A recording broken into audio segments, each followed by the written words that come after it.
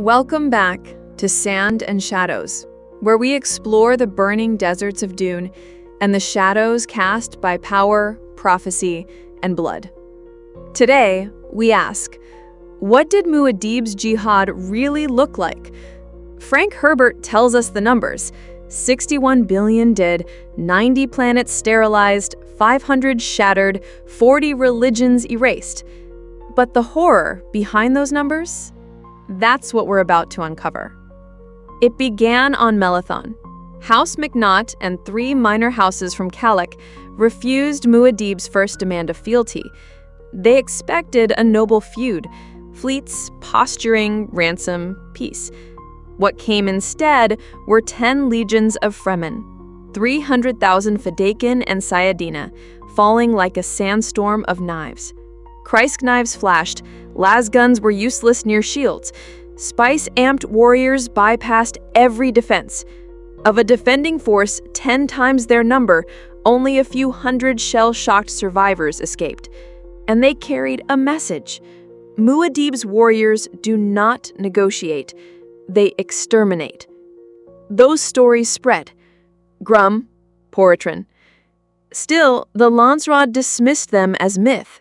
So came the rebellion of Molitor, a core world. Sardaukar remnants, 20 great houses. They amassed fleets, atomics, prison-forged legions. It was their moment, their chance to stop Paul's empire before it could take root. Instead, it became the Jihad's central bloodbath. Fremen craft dropped out of fold space in silent waves. No dogfights, no maneuvering. Just drop pods and shielded transports smashing straight into orbital nets. Feyd-rautha hunted Sardaukar formations as if to say, your terrors are nothing next to Shai Hulud's chosen. Within 5 planetary days, 1/3 of Molitor's population was dead. Combat, famine, orbital collapse. Only 4 of its 20 co-belligerents survived, and even they signed away tribute rights to fund terraforming on Arrakis. But resistance didn't vanish. It went underground. On Seleucus Secundus, ex-Sardaukar colonels trained rebels in canyon redoubts. On Ikaz, poets circulated subversive verses mocking Fremen piety. On Hagal, smugglers financed privateers to raid Jihad supply lines. The Bene Gesserit, outraged that their Kwisatz Haderach served no one but himself, tried everything: nerve gas in palace vents, poisoned gamja bars, even abducting newborn Alia in exchange for Paul's life. Each attempt failed. Each failure provoked a new wave of terror. After the Neraj campaign, where feyd-rautha commander Farouk lost his son to hidden atomics, Paul authorized demoralization protocols, mass deportations to Iraqian labor pits, alien scripture burned in public squares, water rations used as punishment. Millions died before Neraj surrendered.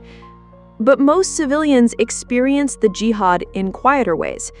Imagine an engineer on Bela Teljus, once a world of delicate orchids. His job? Maintain pumps, pay Choam taxes, dream of space travel. Then the tides began. 20% of planetary water diverted to Arrakis. Water riots erupted. Condensers were guarded by Fremen. His wife's orange Catholic scripture declared incompatible, burned. His teenage son enlisted in the Imperial legions for pay, for redemption, for safety. By year 7, orchids no longer bloomed. Greenhouses were torn apart to repair drinking stations. Then came the letter. His son's transport lost near Poratrin. 8,000 conscripts vanished in a fold space failure. He wept silently, because mourning was disloyalty, and disloyalty meant exile. Human tides surged in both directions. Refugees, pilgrims, conscripts poured into Arrakis. Fremen garrisons deployed outward.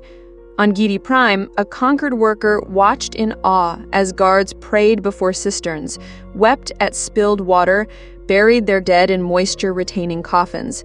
The same guards executed heretics without hesitation. Cultures blurred. Fremen children tasted rain. Caladan exiles whispered the litany against fear under alien suns. And yet, Caladan itself remained untouched. Spared by Jessica's decree, no Fremen set foot there. Some said rebels hid in its forests. Others said Paul could not bear to desecrate his past, a relic of innocence, or a warning.